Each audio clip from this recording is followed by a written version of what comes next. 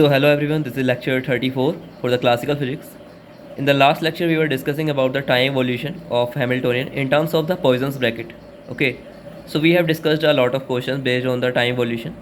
Now let's see we can write our equation of motion in the Hamiltonian also in the form of Poisson's bracket. So let's see how to write. So let's see first if QJH, how can we write this QJH? So just a simple definition of Poisson's bracket is del Qj divided by del Qi, del H by del Pi minus del Qj divided by del Pi, del H by del Qi. So this summation where I is depending on the coordinates, means however any number of coordinates we can have generalized coordinates, so it will be the sum of all of them. Now see, this Qj and Pi are independent of each other, so this will be 0 here.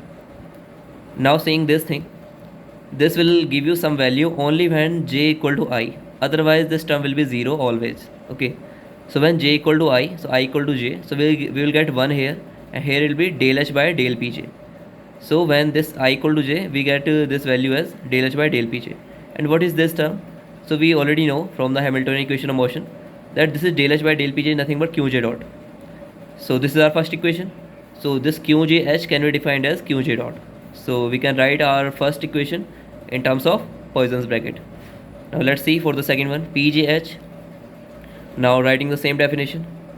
Here this term will be 0 because p and q are independent of each other, so this whole term will be 0. But here this pj and pi will exist only when this I equal to j. Then when I equal to j, this will be equal to 1. Then what happened? This minus del h by del qi. So from second equation of Hamiltonian, you know this del h by del qi is nothing but minus pj dot or pi dot. When I equal to j, it will be pj, so it will be minus pj dot. So minus minus will be plus because of this minus and this minus. So this will be equal to pj dot. So that's how you can write your both equations in terms of Poisson's bracket. So this will be your first and this will be your second. So always remember them, very important equations are they. Okay, so many questions can be framed from here. So now let's see one more thing important for the Poisson's bracket. So we already studied the canonical transformation.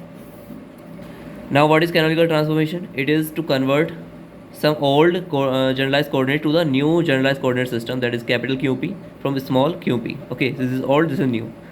And now if it is canonical, then they must obey the means Hamiltonian's equation of motion, means both should obey those equations. Only then we can say that this transformation is canonical. Okay, and for this transformation we use some generating function. We already discussed everything about this. Now let's see what the Poisson's bracket do here, means how it can help us to tell if transformation is canonical or not. See, if they are canonical, then what they satisfy, we know already qp equal to 1, Poisson's bracket of qp equal to 1 from the old ones. So if they are also canonical, then this capital QP should also be equal to 1. Only then we can say that they are canonical transformation, means this transformation is canonical. So when this when one needs the transformation equation, capital Q will be in terms of small qp and capital P will be in terms of small qp, then this transformation will be canonical only if capital QP will also be equal to 1. So remember, small qp is equal to 1, we know that. So this capital QP, when you transform this, that should also be came out to be equal to 1. Only then we can say that this is canonical transformation. So very important relation this is. So a lot amount of questions framed from here. Let's see what kind of questions can be framed. Let QP be canonical coordinates and momentum of our dynamical system. Which of the following is canonical? So we need to see that which is canonical. Means we transform these coordinates to the new coordinates capital Q1 and P1 and capital Q2 P2. So let's see which is canonical. So how you can find? You will do just find the Poisson's bracket for Q1 P1 separately and Q2 P2 separately. Then whichever is going to be 1 will give you that transformation is canonical. So if you solve for the first one, you will use this relation. This is the basic definition of Poisson's bracket. So this will not came out to be 1. That's why this first is not. But when you try for the second one, it will be 1. Because you can see this Q to P2 is nothing but you can relate P with Q and Q with P, and that's how you will solve this. You know how to solve this. We did many questions based on this. So this will came out to be 1. So that's why we'll say that this Q to P2 will be canonical transformation, second one. So option will be D, only 2. Let's see one more question. We are transforming, means these are the two sets of canonical coordinates q1 q2 p1 p2 and q1 q2 p1 p2, where this p2 equal to small p1 p1 equal to q2. which one is correct. So we need to find q1 q2, and we need to check that which one is correct. So how to find q1 q2? First, they are canonical, it is given. So the condition is must be satisfied that capital Q1 P1 should be equal to 1. So let's put first one, Q1 P1 equal to 1, and in place of P1 we will write Q2 because this is equal to this. Now Q1 Q2 will get this equation. Now they are depending on the 4 coordinates, so we will get 2 these things, means 2 pair, 1 and 1, so it will be this. Now see, it will be the same definition, del Q by del Q1 P1 P1 Q1, then Q2 P2 and P2 Q2. Now when you solve this, this should be equal to 1 because it is given that this is canonical, so we place this equal to 1. Now from here you can see that this term will be 0, this term will be 0 because this is Q2 Q1, Q2 P1, and this term will be 0 because Q2 P2. But see, this is Q2 and Q2 here, so this will be 1 here, and this should be equal to 1, so only this term will be remaining here. Now see, from here Q1 should be equal to P2 and some constant minus P2 some constant, so there is no constant given in the option, so we will take it as it is. Q1 should be equal to minus P2, so which option is correct? So it is Q1 equal to minus P2, only this. Now you can find the second one also. How? You will take Q2 P2 equal to 1 because this is also there. So when you take Q2 P2 equal to 1, you will again use this, and only one term will be survive. Which one? Where you are getting P1 P1, so this term will survive, so this should be equal to 1, and from here you will get the Q2 equal to Q1. So this C option is correct because here you will get Q2 equal to Q1. So that's how you can solve. Let's see one more question. For the transformation x to capital X is given alpha p by x, and p to capital P is beta x square. So this transformation equations are given, and means we need to find the constants alpha and beta. So what should be the alpha and beta so that this transformation is canonical? So capital X and P should give you 1. So we'll write it, capital XP equal to 1. We'll use the same del X del P. Now we will use these equations here. So in place of X, it will be alpha P by X, then differentiate with respect to X. For P, it will be beta X square, differentiate with respect to P. So you will get 0 here, so this will be 0. And after solving this, you will get this kind of equation. This will be 0 and this will be this. From here it will be minus 2 alpha beta equal to 1, so it will be 1 plus 2 alpha beta equal to 0. So it is which one? The C option will be correct. Let's see one more question. Let QP be the canonical phase space coordinates of a system. Q is generalized coordinates, P is generalized momentum. Let's make a transformation of generalized coordinate capital Q equal to Q square. Which of the following function is canonically conjugate to Q? So Q is given, we need to check that which of the following is canonically conjugate to Q. So what we need to do is Q and put this second function, and that should be equal to 1. That is the definition of canonical transformation. So this is Q square and P by 2Q. First we will put this, and we can solve this. Q square will exist with P only. So it will be Q square P square 1 upon 2Q is common, and this will give you 2Q. So 2Q 2Q will be 1.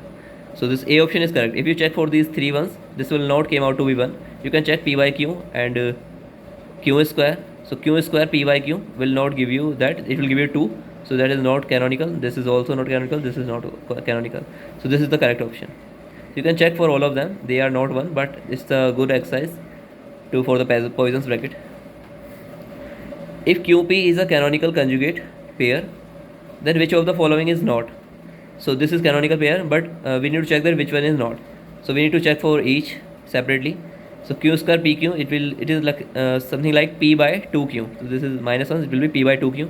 So it will be Q square will exist with P only. So Q square P 1 upon 2Q will be common. It will give you 2Q. So 2Q 2Q will give you 1. So this is our canonical pair because this is giving us 1. So we'll check separately. For this first one we will get 1. So this is correct option. This is means this is a multiple selection question. So this is our canonical. Let's see for the B. So it will be 1 upon P here and 1 upon 2P. This will give you 2P. So it will be minus 1 because this is P square Q, and QP square equal to this will be minus, give you after changing this will give you minus. It will be plus 1. So again this is also canonical, but this one is not canonical because from here what you will get? You will get 2.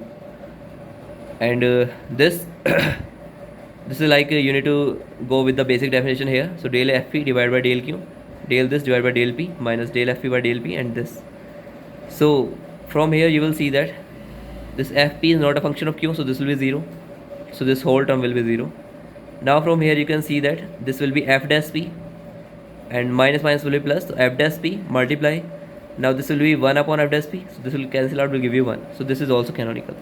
So this is not canonical. C1 is your option.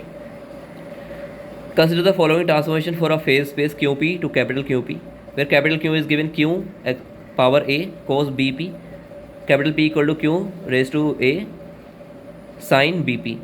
For what value of A and B will the transformation will be canonical? So we need to find the value of A and B. So first we will put Q and P equal to 1. So del Q by del Q, del P by del P. So this is the basic definition. When you put them and differentiate, so you will get some kind of this equation. You will get this equation and equal to 1 because Poisson's bracket should be equal to 1. So this is 1, cos square theta plus sin square theta will be equal to 1. Now we need to compare this with this. So this is something like a polynomial. So you can take here q to the power 0 and that raised q to the power whatever there is should be equal to q to the power whatever there is, and coefficient should be equal to coefficients. That is the definition of polynomials. You can compare the variables and the coefficients. So first you will compare this thing. So 2a minus 1 equal to 0. So a will be 1 upon 2. Now this ab should be equal to 1. Coefficient should be equal. So a should be 1 upon 2 and b will be 2 from here. Okay.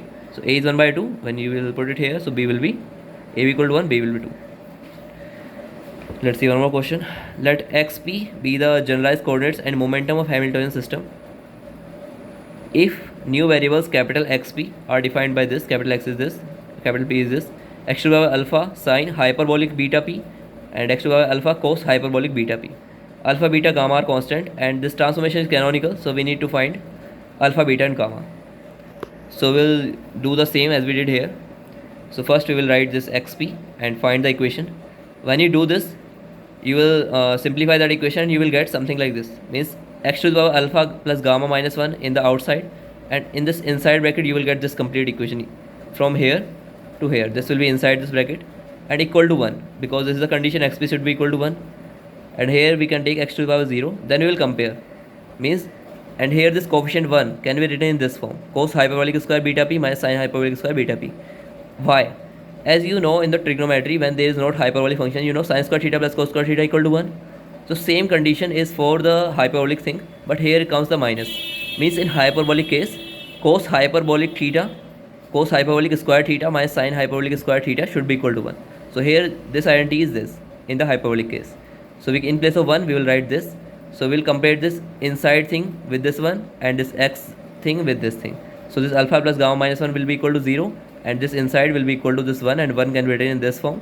So this is here, this will be equal to this and 0 will be equal to this. So from here you will get alpha plus gamma minus 1 equal to 0.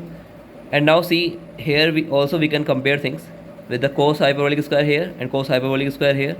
Same thing. So it will be 1 coefficient is here and minus alpha beta is here. So gamma beta will be equal to minus 1. And for the sin square it is minus 1 coefficient and alpha beta. So alpha beta should be equal to minus 1. Now you have these three equations. You can find the value of alpha, beta and gamma. How? Divide this. From here it will be gamma by alpha will be equal to 1. So gamma equal to alpha equal to 1 by 2. Now these two are equal to gamma alpha. So it will be 2 alpha minus 1 equal to 0. So alpha will be 1 upon 2. So alpha is 1 upon 2. Now substitute here. Alpha 1 upon 2. So beta will be minus 2.